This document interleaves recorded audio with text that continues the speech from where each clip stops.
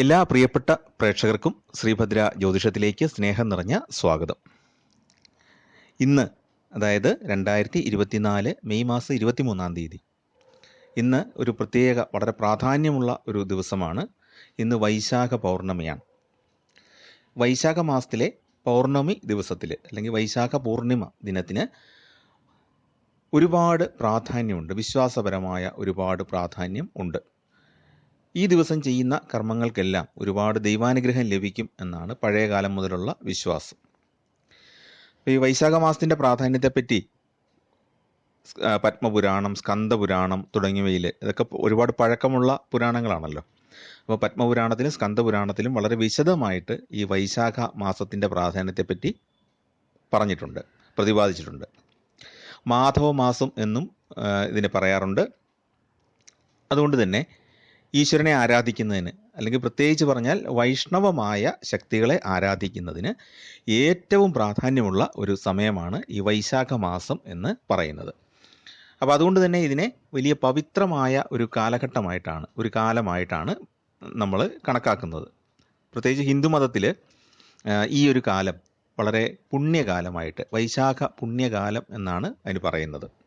അപ്പോൾ ഈ മാസത്തിൽ ചെയ്യുന്ന പല കർമ്മങ്ങളും വളരെ ഫലപ്രാപ്തിയിലെത്തുകയും വിജയത്തിലെത്തുകയൊക്കെ ചെയ്യും എന്നുള്ള ഒരു വിശ്വാസം പഴയകാലം മുതൽ ഉണ്ട്. വൈശാഖ പൂർണിമ ദിവസത്തിന് വളരെയേറെ പ്രാധാന്യമുണ്ട്. വിഷ്ണു ഭഗവാനെ ആരാധിക്കാൻ ഏറ്റവും ഉചിതമായ ദിവസമാണ് വൈശാഖ പൂർണിമ. വിഷ്ണു ഭഗവാനെയും ലക്ഷ്മി ദേവിയൊക്കെ ആരാധിക്കാൻ ഏറ്റവും ഉത്തമമാണ്. വർഷത്തിൽ 12 പൗർണമി ദിവസങ്ങൾ വരും. ഒരു മാസത്തിൽ ഒരു പൗർണമി വീതം വർഷത്തിൽ 12 പൗർണമി ദിവസമാണ് സാധാരണയായിട്ട് വരുന്നത്. ഒരു പൗർണമി ഒരു അമാവാസിയും സാധാരണയായിട്ട് വരും. പക്ഷേ ചാന്ദ്രമാസങ്ങൾ കണക്കാക്കുമ്പോൾ ചിലപ്പം കുറച്ച് ദിവസങ്ങളുടെ വ്യത്യാസം, സൗര കലണ്ടറുമായിട്ട് കുറച്ച് ദിവസങ്ങളുടെ വ്യത്യാസം വരാം. എങ്കിലും ഒരു മാസത്തിൽ ഒരു പൗർണമിയും ഒരു അമാവാസിയും തീർച്ചയായിട്ടും ഉണ്ടായിരിക്കും. അതിൽ ശകവർഷ കലണ്ടർ പ്രകാരം വൈശാഖ മാസത്തിൽ വരുന്ന വെളുത്തവാവ് ദിവസമാണ് വൈശാഖ പൂർണിമയായിട്ട് ആഘോഷിക്കുന്നത്. ഇന്ന് മറ്റൊരു പ്രത്യേകത കൂടിയുണ്ട്. ഇന്ന് കൂർമാവതാരമാണ്. അതായത് മഹാവിഷ്ണുവിൻ്റെ കൂർമാവതാരം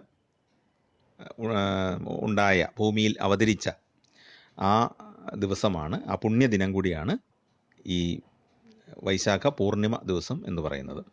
അപ്പോൾ ഈ വൈശാഖ മാസത്തിലെ 3 പ്രധാന അവതാരങ്ങൾ, വൈഷ്ണവ അവതാരങ്ങൾ ജന്മമെടുത്തിട്ടുണ്ട്. പരശുരാമൻ്റെ അവതാരം, നരസിംഹ അവതാരം, കൂർമ്മ അവതാരം. പല കാലഘട്ടങ്ങളിലാണ്, പല ആവശ്യങ്ങൾക്ക് വേണ്ടിയിട്ടാണ് ഈ അവതാരങ്ങളെല്ലാം ഉണ്ടായിട്ടുള്ളത്. അപ്പം വിഷ്ണു ഭഗവാന് ഈ 3 അവതാരങ്ങളും ഉണ്ടായിട്ടുള്ളത്, അല്ലെങ്കിൽ രൂപം പ്രാപിച്ചിട്ടുള്ളത് വൈശാഖ മാസത്തിലാണ്. നരസിംഹ ജയന്തി ഇന്നലെയായിരുന്നു. എന്ന് പറഞ്ഞാൽ തന്നെ പരശുരാമ ജയന്തിയും വൈശാഖ മാസത്തിലാണ് വരുന്നത്. അപ്പോൾ അങ്ങനെ 3 പ്രധാന കാര്യങ്ങളാണ്, 3 പ്രധാന വൈഷ്ണവ അവതാരങ്ങളാണ് വൈശാഖ മാസത്തിൽ ഉള്ളത്. ഹിന്ദു കലണ്ടർ അനുസരിച്ച് വൈശാഖ മാസത്തിലെ പൂർണിമ ഏറ്റവും പ്രധാനപ്പെട്ട പൂർണ്ണചന്ദ്ര ദിവസമാണ്. നമ്മുടെ ഹിന്ദു ആചാരം അനുസരിച്ച് അത് തെക്കേ ഇന്ത്യയിലാണെങ്കിലും വടക്കേ ഇന്ത്യയിലാണെങ്കിലും ഈ ചന്ദ്രദർശനം എന്ന് പറയുന്നതിന് ഒരു വലിയ പ്രാധാന്യമുണ്ട്. നമ്മൾ സാധാരണഗതിയിൽ പറയാറുണ്ടല്ലോ, 1000 പൂർണ്ണചന്ദ്രനെ കണ്ടു എന്നല്ലേ ഒരാളുടെ ആയുസ്സിൻ്റെ ദൈർഘ്യത്തെപ്പറ്റി നമ്മൾ പറയുന്നത്. 1000 പൂർണ്ണചന്ദ്രനെ കണ്ട ആൾ എന്ന് പറഞ്ഞാൽ പൗർണമി ദർശനം എന്ന് പറയുന്നത് വളരെ പുണ്യമായ ഒരു കർമ്മമാണ് ജീവിതത്തിൽ. അപ്പോൾ 84 വയസ്സാകുമ്പോഴത്തേക്കാണ് നമ്മൾ 1000 പൂർണ്ണചന്ദ്രന്മാരെ സാധാരണയായിട്ട് ദർശിക്കുന്നത്. ഏകദേശം 84 വർഷം വേണ്ടിവരും. അപ്പം അത് അനുസരിച്ച് നോക്കുമ്പോൾ ഈ വൈശാഖ, അപ്പം അങ്ങനെ വിശ്വാസപരമായിട്ട് പൗർണമിക്ക് ഒരുപാട് പ്രാധാന്യമുണ്ടെന്നാണ് നമ്മൾ പറഞ്ഞു വന്നത്. അപ്പോൾ നരസിംഹ ജയന്തിക്ക് തൊട്ട് പിന്നാലെയാണ് നമുക്ക് വൈശാഖ പൂർണിമയും വന്നിട്ടുള്ളത്. ഇതിന് സത്യവിനായക പൂർണിമ എന്നും ചില സ്ഥലങ്ങളിൽ നോർത്ത് ഇന്ത്യയിൽ പറയാറുണ്ട്. ഇവിടെ നമ്മൾ വൈശാഖ പൗർണമി എന്നുള്ള നമ്മുടെ ചലച്ചിത്ര ഗാനങ്ങളിലൊക്കെ ഇത് ഉൾപ്പെടുത്തിയിട്ടുണ്ടല്ലോ. ഈ വൈശാഖ പൗർണമിയെ പറ്റിയുള്ള പണ്ട് മുതലേ ഈ വിശ്വാസം ഉണ്ട്. അതുപോലെ തന്നെ കാരുണ്യപരമായ പ്രവർത്തനങ്ങൾ തുടങ്ങാനും ദാനങ്ങളൊക്കെ ചെയ്യാനും ഏറ്റവും ഉചിതമായ ദിവസമാണ് ഈ പൗർണമി ദിവസം. അപ്പോൾ ഈ വർഷത്തെ പൗർണമി എന്ന് പറയുന്നത് മെയ് 22 വൈകിട്ട് 6:47 മുതൽ മെയ് 23 വൈകിട്ട് 7:22 വരെയാണ് ഈ വൈശാഖ പൗർണമി വരുന്നത്. അപ്പോൾ ഈ വീഡിയോയിൽ പറയുന്ന കാര്യം എന്താണെന്ന് വെച്ചാൽ, ഈ വൈശാഖ മാസം മുഴുവൻ പുണ്യകാലമാണ്. ഈ മാസം മുഴുവൻ വൈഷ്ണവ നാമങ്ങൾ ഉച്ചരിക്കുക, വിഷ്ണു ഭഗവാന്റെ കീർത്തനങ്ങൾ പാടുക, വിഷ്ണു സഹസ്രനാമം ജപിക്കുക, ഇതൊക്കെ ചെയ്യുന്നത് ഏറ്റവും ഉത്തമവും ഐശ്വര്യം ഉണ്ടാകാൻ വളരെ പ്രാധാന്യമുള്ളതുമാണ്. എന്നാൽ അതേപോലെ തന്നെ പ്രാധാന്യമുള്ളൊരു ആചരണമാണ് വൈശാഖ പൗർണമി മുതലുള്ള 7 ദിവസം, ഒരാഴ്ച ഒരു വ്രതം പോലെ. പ്രത്യേകിച്ച് വ്രതത്തിൻ്റെ ചടങ്ങുകളൊന്നും ചെയ്യേണ്ടതില്ല. ഒരു വ്രതം പോലെ അടുത്ത 7 ദിവസം വിഷ്ണുവിൻ്റെ നാമങ്ങൾ ജപിക്കുക, രാവിലെയും വൈകിട്ടും ജപിക്കുക. വളരെ സിമ്പിളായിട്ടുള്ളൊരു ആചരണമാണ്. പക്ഷെ അതിൻ്റെ ഗുണം എന്തൊക്കെയാണ്? നമ്മുടെ ദശാകാല ദോഷങ്ങൾ നല്ലൊരു അളവ് വരെ കുറഞ്ഞു കിട്ടുന്നു. അതുപോലെ തന്നെ അപകടങ്ങൾ ഒഴിഞ്ഞു പോകുന്നു. അപകടത്തിന് വളരെ സാധ്യതയുള്ള സന്ദർഭത്തിൽ പോലും തൊട്ടടുത്ത് എത്തിയിട്ടാണെങ്കിൽ പോലും ഒഴിഞ്ഞു പോകുന്നു. കണ്ണിൽ കൊള്ളാനുള്ളത് പുരികത്തി കൊണ്ടുപോയി എന്ന് പലപ്പോഴും പറയാറുണ്ട്. ആ രീതിയിൽ നമ്മൾ പലപ്പോഴും ഭയപ്പെട്ട് നിൽക്കുന്ന അവസരത്തിൽ പോലും അപകടങ്ങളൊക്കെ ഒഴിഞ്ഞു പോകും. അതുപോലെ നമ്മുടെ ആയുസ്സിൻ്റെ ദൈർഘ്യം വർദ്ധിക്കുന്നു. അതായത് ആയുർദോഷങ്ങൾ മാറിപ്പോകുന്നു. അതുപോലെ തന്നെ അകാല മൃത്യുവിനെ ജയിക്കാൻ നമുക്ക് സാധിക്കുന്നു. ഇപ്പോൾ ഒരുപാട് പേര് ചെറിയ പ്രായത്തിൽ തന്നെ ഭൂമി വിട്ടു പോകേണ്ടി വരുന്ന ഒരു അവസ്ഥ നിലവിലുണ്ട്. അപ്പോൾ ഈ അകാല മൃത്യുവിനെ ജയിക്കാൻ ഏറ്റവും ഉത്തമമാണ് ഈ വൈശാഖ മാസത്തിൽ നമ്മളൊരു 7 ദിവസം വിഷ്ണു നാമങ്ങൾ ജപിച്ചുകൊണ്ട് മുന്നോട്ട് പോവുക എന്നുള്ളത്. അപ്പോൾ ഇതിന് യാതൊരു ബുദ്ധിമുട്ടുമില്ല. കാരണം നമ്മുടെ നിത്യകർമ്മങ്ങളോടൊപ്പം തന്നെ കൊണ്ടുപോകാവുന്ന ഒരു കാര്യമാണ് ഈ ചടങ്ങ് എന്ന് പറയുന്നത്. അപ്പോൾ ഇതിൻ്റെ ഒരു പ്രാധാന്യത്തെപ്പറ്റി ആചാര്യന്മാർ പകർന്നു തന്നിട്ടുള്ള കാര്യങ്ങൾ ഇവിടെ എല്ലാവരുടെയും അറിവിലേക്ക് വേണ്ടിയിട്ടൊരു വീഡിയോ ചെയ്യുന്നു എന്നുള്ളതേ ഉള്ളൂ. അപ്പം മാസം മുഴുവൻ ഭജിക്കാൻ പറ്റാത്തവർ ഈ 7 ദിവസം, പൂർണിമ മുതലുള്ള 7 ദിവസം ഭക്തിപൂർവ്വം ഈ ആചരണം ചെയ്താൽ മതി. നമ്മുടെ വിശ്വാസം അനുസരിച്ച് വൈശാഖ പൗർണമി ദിവസം ഗംഗയിൽ മുങ്ങിക്കുളിച്ചാൽ എല്ലാവിധ കഷ്ടതകളും അവസാനിക്കുന്നു, ഇതുവരെയുള്ള എല്ലാ പാപങ്ങളും തീരുന്നു, മോക്ഷം നേടാൻ സാധിക്കുകയും ചെയ്യും. ഈ ജന്മം കഴിഞ്ഞാൽ പിന്നെ നമുക്ക് പുനർജന്മമില്ല, മോക്ഷം പ്രാപിക്കും, ഭഗവത് പാദങ്ങളിൽ നമ്മൾ സായുജ്യമടയും. അതാണ് വിശ്വാസം. പക്ഷേ നമുക്കെല്ലാവർക്കും പിന്നെ ഗംഗയിൽ പോയി മുങ്ങിക്കുളിക്കാൻ പറ്റിയല്ലോ. എല്ലാ ദിവസവും വൈശാഖ മാസത്തിൽ ഗംഗയിൽ പോയി മുങ്ങിക്കുളിക്കാൻ പറ്റുമോ? അപ്പോൾ അതിനൊരു വലിയ പ്രത്യേകതയുണ്ട്. അതെന്താണ്? വൈശാഖ മാസത്തിൽ ഉദയം മുതൽ ഒരു നാഴിക വരെ ജലസ്രോതസ്സുകളിൽ ഗംഗ, യമുന, ഗോദാവരി, സരസ്വതി, നർമ്മദ, സിന്ധു, കാവേരി ഈ പുണ്യ നദികളുടെ എല്ലാം സാന്നിധ്യം, അതോടൊപ്പം തന്നെ ത്രിലോകങ്ങളിലുള്ള എല്ലാ തീർത്ഥങ്ങളുടെയും സാന്നിധ്യം നമ്മുടെ എല്ലാ സ്ഥലങ്ങളിലുമുള്ള, ഭൂമിയിലെ എല്ലായിടത്തുമുള്ള തീർത്ഥങ്ങളിൽ ഉണ്ടാകും എന്നുള്ളതാണ് വിശ്വാസം.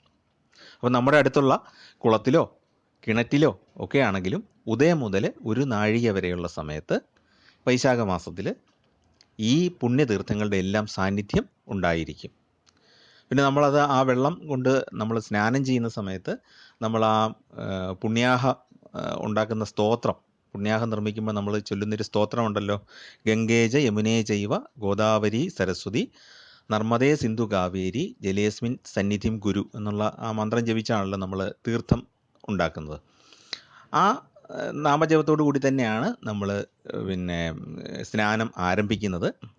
അപ്പോൾ ഈ വൈശാഖ മാസത്തിലുള്ള എല്ലാ ദിവസവും രാവിലെ ഉദിച്ചൊരു നാഴിക ഈ പുണ്യനദികളുടെയും ത്രിലോകങ്ങളിലുള്ള എല്ലാ തീർത്ഥങ്ങളുടെയും സാന്നിധ്യം നമ്മളുടെ എല്ലാ ജലാശയങ്ങളിലും ഉണ്ട്. അപ്പോൾ ആ സമയത്ത് കുളിച്ചാൽ ഉദയത്തിന് മുമ്പ് മുതൽ ഉദയം കഴിഞ്ഞ് ഒരു നാഴിക വരെയുള്ള സമയത്ത് നമ്മൾ സ്നാനം ചെയ്താൽ നമുക്ക് ഈ പുണ്യതീർത്ഥങ്ങളിൽ കുളിച്ചതിൻ്റെ ഫലം ലഭിക്കുന്നതാണ്. പിന്നെ പൗർണമിക്കൊരു പ്രത്യേകതയുണ്ട്. ദേവി പ്രാധാന്യമുള്ളൊരു ദിവസമാണ്. അതുകൊണ്ട് ആ ദിവസം നമ്മൾ ദേവിയെ പ്രാർത്ഥിക്കുകയും ചന്ദ്രന് അർഘ്യം നൽകുകയും. ചന്ദ്രൻ്റെ അർഘ്യം എന്തൊക്കെയാണ്? പായസം, അരിയും പാലും പഞ്ചസാരയും ചേർന്ന പായസമാണ് ചന്ദ്രന് അർഘ്യമായിട്ട് നൽകുന്നത്. അത് സമ്പത്തും ആരോഗ്യവും സിദ്ധിക്കാനായിട്ട് ഏറ്റവും ഉത്തമമായിട്ട് കരുതപ്പെടുന്നു.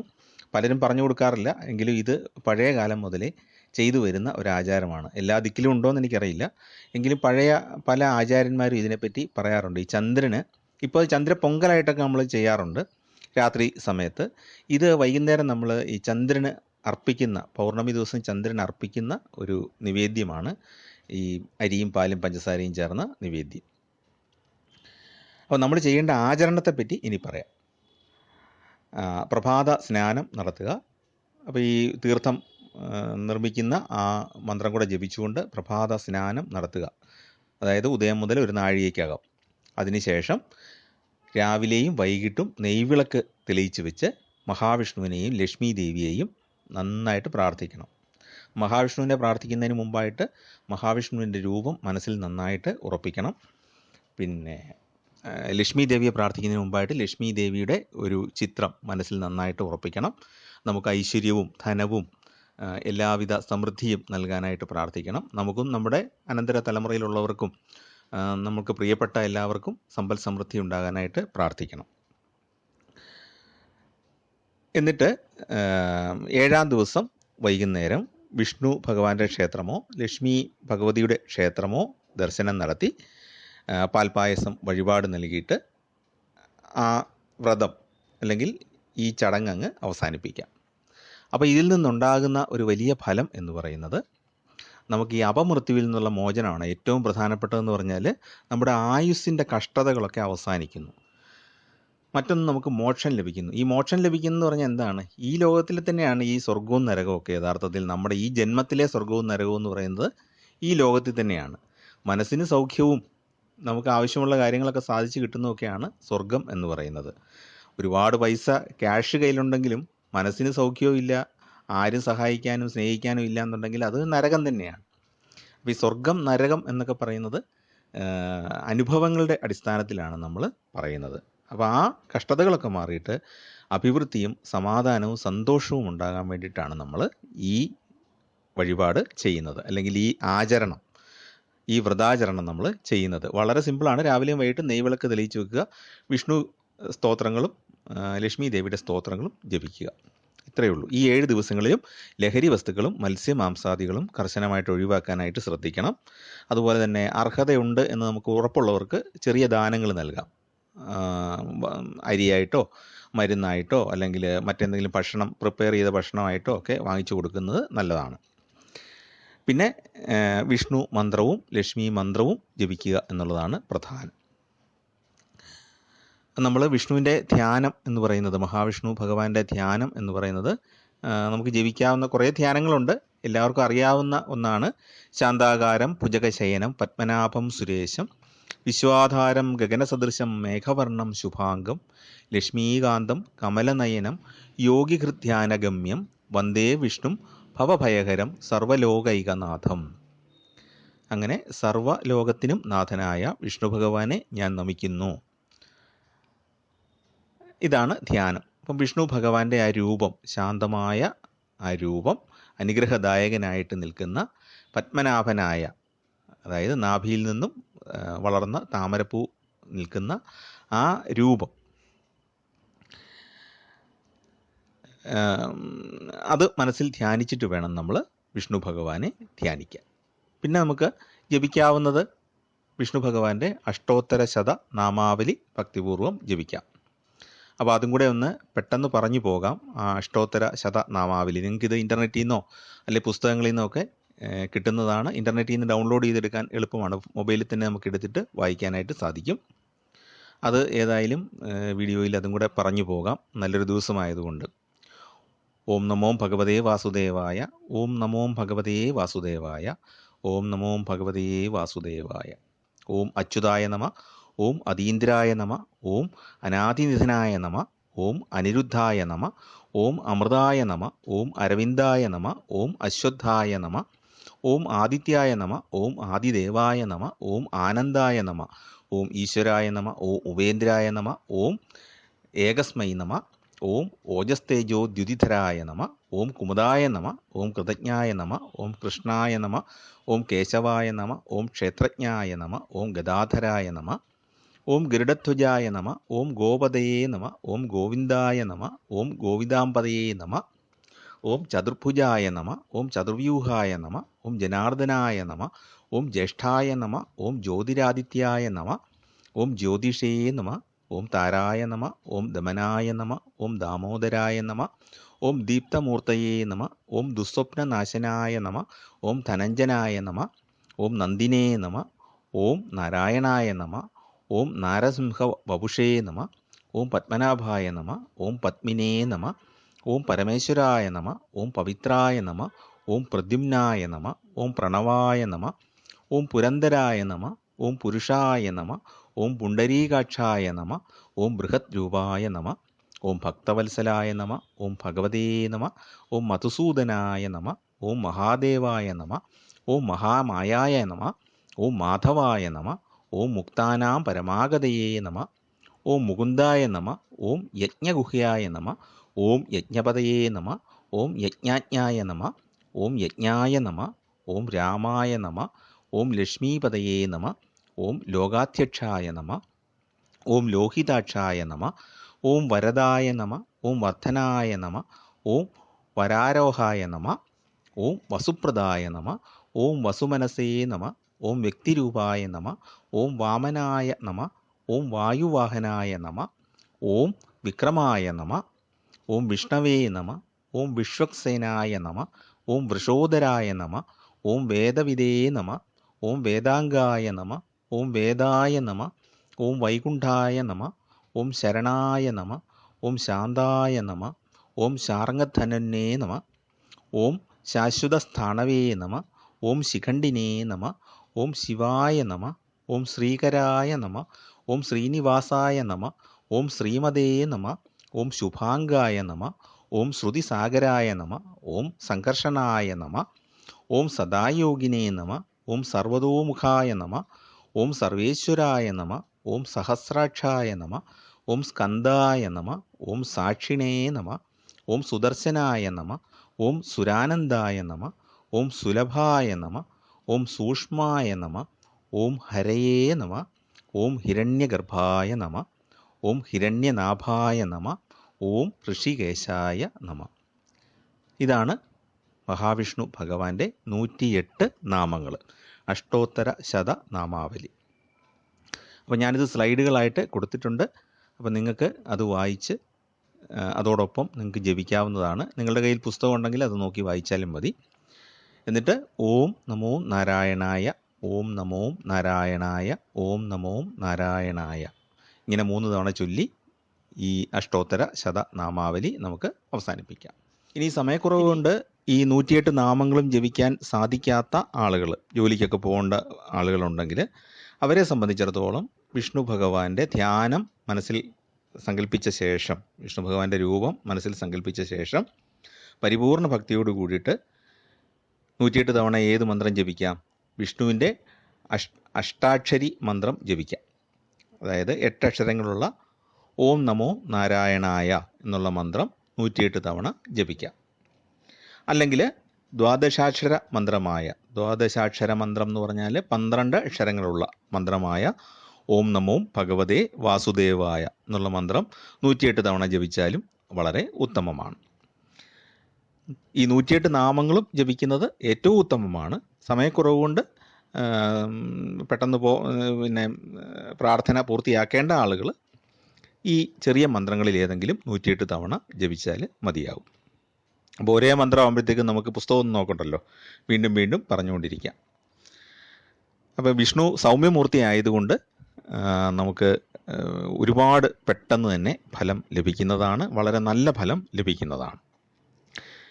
ഇനി അതിനുശേഷം നമ്മൾ ലക്ഷ്മീ ദേവിയെ മനസ്സിൽ ധ്യാനിച്ച്, ലക്ഷ്മീ ദേവി എങ്ങനെയാണ് നമുക്കൊരുപാട് ധനം വാരിക്കോരി തരുന്ന ദേവതയാണ്. ലക്ഷ്മി ദേവി പ്രീതിപ്പെട്ട് കഴിഞ്ഞാൽ പിന്നെ നമുക്ക് ധനം എന്ന് പറയുന്നത് വന്നുകൊണ്ടേയിരിക്കും. നമ്മൾ പറയാറില്ലേ, ചില ആൾക്കാർക്ക് വാരിക്കോരി ദൈവം കൊടുത്തിരിക്കുകയാണ് എന്ന് പറഞ്ഞാൽ, ഒരിക്കൽ നമുക്ക് ലക്ഷ്മി ദേവി പ്രസാദം കിട്ടിക്കഴിഞ്ഞാൽ ധനം ഇങ്ങനെ വന്നുകൊണ്ടേയിരിക്കും. അതിനുള്ള കാരണങ്ങൾ സ്വയം എവിടുന്നെങ്കിലുമൊക്കെ വന്നു ചേരും. ഒരുപാട് വരുമാന മാർഗങ്ങൾ, നമ്മൾ ചെയ്യുന്ന പല കാര്യങ്ങളും ഒരു ബിസിനസ്സായി മാറുക സ്വയം, അങ്ങനെയൊക്കെ സംഭവിക്കാറുണ്ട്. പലരും ഈ ഇത്തരം കാര്യങ്ങൾ ഷെയർ ചെയ്യുകയാണ്. ഞാൻ ഒരു തമാശയ്ക്ക് തുടങ്ങിയതാണ്, പക്ഷേ ചിലപ്പോൾ ഒരു തട്ടുകട ഇടുന്നതായിരിക്കും 2 സുഹൃത്തുക്കൾ ചേർന്ന്, അതങ്ങ് വൈറലായിട്ട് അവിടെയോട്ട് ഒരുപാട് ആൾ കൂടുകയും അത് പിന്നെ ഒരു ഹോട്ടലായിട്ട് മാറുകയും അങ്ങനെയൊക്കെ സംഭവിച്ചിട്ടുണ്ട്. അപ്പോൾ അതുകൊണ്ടാണ് പറയുന്നത്, ലക്ഷ്മി ദേവിയുടെ ആ കടാക്ഷം കിട്ടിക്കഴിഞ്ഞാൽ ധനം ഇങ്ങനെ വന്നുകൊണ്ടേയിരിക്കും. അപ്പം നമുക്ക് ചെയ്യാൻ പറ്റുന്ന ഒരു കാര്യമാണ് വിഷ്ണു ഭഗവാന്റെ മന്ത്രം ജപിച്ച ശേഷം മഹാലക്ഷ്മി അഷ്ടോത്തര ശത നാമാവലി ഭക്തിപൂർവ്വം ജപിക്കുക എന്നുള്ളതാണ് അടുത്ത പടി. അതും കൂടെ നമുക്കൊന്ന് നോക്കാം. ശ്രീ മഹാലക്ഷ്മി അഷ്ടോത്തര ശത നാമാവലി. ഓം പ്രകൃത്यै നമ, ഓം വികൃത്यै നമ, ഓം വിദ്യാयै നമ, ഓം സർവഭൂതഹിതപ്രദാयै നമ, ഓം ശ്രദ്ധാयै നമ, ഓം വിഭൂത്यै നമ, ഓം സുരഭ്यै നമ, ഓം പരമാത്മികാयै നമ, ഓം വാചേ നമ, ഓം പത്മാലയാयै നമ, ഓം പത്മാयै നമ, ഓം ശുചയേ നമ, ഓം സ്വാഹാयै നമ, ഓം സുധാयै നമ, ഓം സുധാयै നമ, ഓം ധന്യാयै നമ, ഓം ഹിരണ്മയാयै നമ, ഓം ലക്ഷ്മ്यै നമ, ഓം നിത്യപുഷ്ടാयै നമ, ഓം വിഭാവര്यै നമ, ഓം അദിത്यै നമ, ഓം ദിത്यै നമ, ഓം ദീപ്താयै നമ, ഓം വസുധാयै നമ, ഓം വസുധാരണ്यै നമ, ഓം കമലാयै നമ, ഓം കാന്താयै നമ, ഓം കാമാക്ഷ്यै നമ, ഓം ക്ഷീരോദ സംഭവാयै നമ, ഓം അനുഗ്രഹപരാयै നമ, ഓം ഋദ്ധയേ നമ, ഓം അനഘാयै നമ, ഓം ഹരിവല്ലഭാयै നമ, ഓം അശോകാयै നമ, ഓം അമൃതാयै നമ, ഓം ദീപ്താयै നമ, ഓം ലോകശോക വിനാശിന്യൈ നമ, ഓം ധർമ്മനിലയാयै നമ, ഓം കരുണാयै നമ, ഓം ലോകമാത്രൈ നമ, ഓം പത്മപ്രിയാयै നമ, ഓം പത്മഹസ്താयै നമ, ഓം പത്മാക്ഷ്यै നമ, ഓം സുന്ദര്यै നമ, ഓം പത്മോദ്ഭവാयै നമ, ഓം പത്മമുഖ്यै നമ, ഓം പത്മനാഭപ്രിയാयै നമ, ഓം രമാयै നമ, ഓം പത്മമാലാധരാयै നമ, ഓം ദേവ്यै നമ, ഓം പത്മിന്യൈ നമ, ഓം പത്മഗന്ധിന്യൈ നമ, ഓം പുണ്യഗന്ധാयै നമ, ഓം സുപ്രസന്നാयै നമ, ഓം പ്രാസാദാഭിമുഖ്यै നമ, ഓം പ്രഭാयै നമ, ഓം ചന്ദ്രവദനാयै നമ, ഓം ചന്ദ്രാयै നമ, ഓം ചന്ദ്രസഹോദര്यै നമ, ഓം ചതുർഭുജാयै നമ, ഓം ചന്ദ്രരൂപാयै നമ, ഓം ഇന്ദിരാयै നമ, ഓം ശീതളാयै നമ, ഓം ആഹ്ലോദജനന്യൈ നമ, ഓം പുഷ്ട്यै നമ, ഓം ശിവാयै നമ, ഓം ശിവകര്यै നമ, ഓം സത്यै നമ, ഓം വിമലാयै നമ, ഓം വിശ്വജനന്യൈ നമ, ഓം തുഷ്ടयै നമ, ഓം ദാരിദ്ര്യനാശിന്യൈ നമ, ഓം പ്രീതിപുഷ്കരിണ്യൈ നമ, ഓം ശാന്താयै നമ, ഓം ശുക്ലമാല്യാംബരാयै നമ, ഓം ശ്രീयै നമ, ഓം ഭാസ്കര്यै നമ, ഓം വില്വനിലയാयै നമ, ഓം വരാരോഹാयै നമ, ഓം യശസ്വിന്യൈ നമ, ഓം വസുന്ധരാयै നമ, ഓം ഉദാരാംഗാयै നമ, ഓം ഹരിണ്യൈ നമ, ഓം ഹേമമാലിന്യൈ നമ, ഓം ധനധാന്യകര്यै നമ, ഓം സിദ്ധयै നമ, ഓം സദാസൗമ്യാयै നമ, ഓം ശുഭപ്രദാयै നമ, ഓം നൃപവേശ്മഗദാयै നമ, ഓം നന്ദാयै നമ, ഓം വരലക്ഷ്മ്यै നമ, ഓം വസുപ്രദാयै നമ, ഓം ശുഭാयै നമ, ഓം ഹിരണ്യപ്രാകാരൈ നമ, ഓം സമുദ്രതനയാयै നമ, ഓം ജയാयै നമ, ഓം മംഗളായ ദേവ്यै നമ, ഓം വിഷ്ണുവക്ഷസ്ഥലസ്ഥിതാयै നമ, ഓം വിഷ്ണുപത്ന്यै നമ, ഓം പ്രസന്നാക്ഷ്यै നമ, ഓം നാരായണ സമാശ്രിതാयै നമ, ഓം ദാരിദ്ര്യധ്വംസിന്യൈ നമ, ഓം സർവോപദ്രവവാരിണ്യൈ നമ, ഓം നവദുർഗാयै നമ, ഓം മഹാകാള്यै നമ, ഓം ബ്രഹ്മവിഷ്ണുശിവാത്മികാयै നമ, ഓം ത്രികാലജ്ഞാനസമ്പന്നാयै നമ, ഓം ഭുവനേശ്വര്यै നമ. ഇത്രയുമാണ് ലക്ഷ്മി അഷ്ടോത്തര ശത നാമാവലി. ശ്രീലക്ഷ്മി അഷ്ടോത്തര ശത നാമാവലി സമാപ്തം. അപ്പോൾ ഇതാണ് നമുക്ക് ലക്ഷ്മി ഭഗവതിയുടെ മന്ത്രമായിട്ട് ജപിക്കാനുള്ളത്.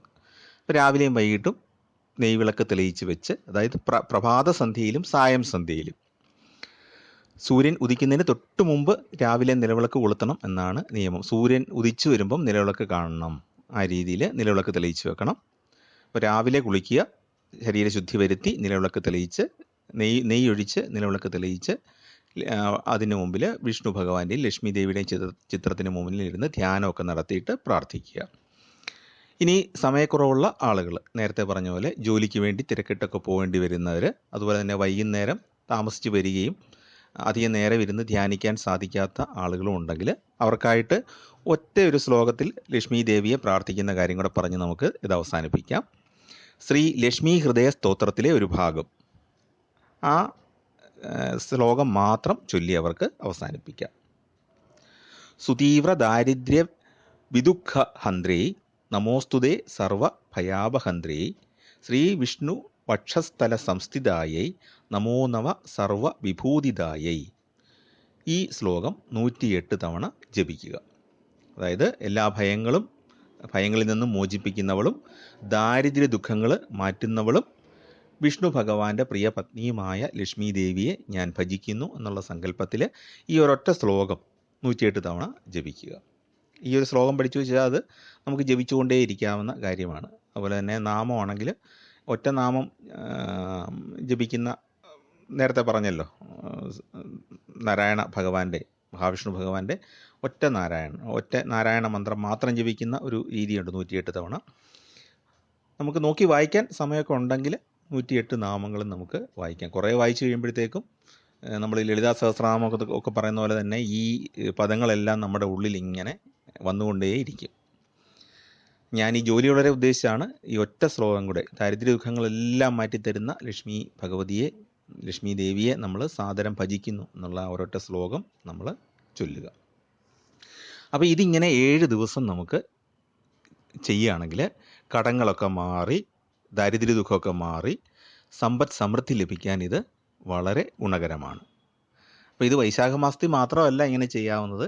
വൈശാഖ മാസത്തിലെ 7 ദിവസം, വൈശാഖ പൗർണമിക്ക് ശേഷമുള്ള 7 ദിവസം ഇത് ചെയ്താൽ വളരെ ഫലപ്രദമാണ്. വിഷ്ണു ഭഗവാനെ ആരാധിക്കാനുള്ള ഏത് ക്രമവും ആരംഭിക്കാനായിട്ട് ഏറ്റവും നല്ലൊരു ദിവസമാണ് വൈശാഖ പൗർണമി. വിഷ്ണു ഭഗവാനും പ്രാധാന്യമുണ്ട്, ദേവിക്കും പ്രാധാന്യമുണ്ട്. പൗർണമി എന്ന് പറയുന്നത് ദേവി പ്രാധാന്യമുള്ള ഒരു ദിനമാണ്. അപ്പോൾ ദേവിക്ക് പല രൂപഭാവങ്ങളുണ്ടെങ്കിലും പൗർണമി എന്ന് പറയുന്നത്, അതുപോലെ തന്നെ ചന്ദ്രനെ ദർശിക്കുക എന്നൊക്കെ പറയുന്നത് ദേവി പ്രീതികരങ്ങളായ കാര്യമാണ്. അപ്പോൾ ഇങ്ങനെ 2 കാര്യങ്ങൾ ഒന്നിച്ച് വരുന്നതുകൊണ്ടാണ് ഈ വൈശാഖ പൗർണമി മുതലുള്ള ഒരാഴ്ച ഇത് നമുക്കൊന്ന് ആചരിച്ച് നോക്കാം എന്ന് പറയുന്നത്. അപ്പോൾ കടങ്ങളൊക്കെ നന്നായിട്ട് ഒരുപാട് അടച്ചു തീർക്കാൻ സാധിക്കും. ചില സമയത്ത് നമുക്ക് ഭാഗ്യമുണ്ടെന്നുണ്ടെങ്കിൽ ചില കാർഷിക കടങ്ങളൊക്കെ എഴുതി തള്ളാനായിട്ട് ഗവൺമെൻറ് തീരുമാനിക്കാം.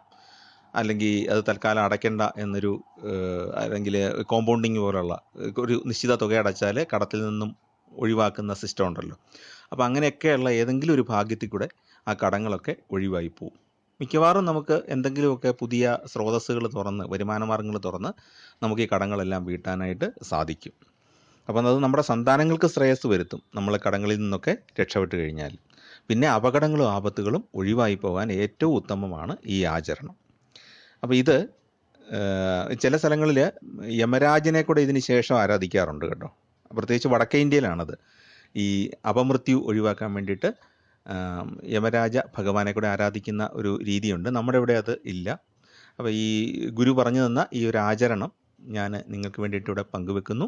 അപ്പോൾ എല്ലാവർക്കും മഹാലക്ഷ്മിയുടെയും വിഷ്ണു ഭഗവാന്റെയും അനുഗ്രഹം ധാരാളമായിട്ടുണ്ടാകട്ടെ. ഈ വർഷം മുഴുവൻ നിങ്ങൾക്ക് സമ്പദ് സമൃദ്ധി ഉണ്ടാകട്ടെ എന്ന് പ്രാർത്ഥിക്കുന്നു. ചാനൽ ഇഷ്ടപ്പെട്ടെങ്കിൽ ദയവായിട്ടൊന്ന് സബ്സ്ക്രൈബ് ചെയ്യാനും സുഹൃത്തുക്കൾക്കൊക്കെ ഒന്ന് ഷെയർ ചെയ്ത് കൊടുക്കാനും അപേക്ഷിക്കുന്നു. ഞാനിവിടെ സ്ലൈഡുകളായിട്ട് ഇത് കൊടുക്കാം. അപ്പോൾ നിങ്ങൾക്ക് അത് നോക്കി വായിക്കാം, അല്ലെങ്കിൽ നിങ്ങൾക്ക് പുസ്തകങ്ങളിൽ നിന്നോ ഇൻ്റർനെറ്റിൽ നിന്നോ ഡൗൺലോഡ് ചെയ്ത് എടുക്കാം. എല്ലാവർക്കും എല്ലാവിധ ദൈവാനുഗ്രഹവും ഉണ്ടാകട്ടെ. നമസ്കാരം.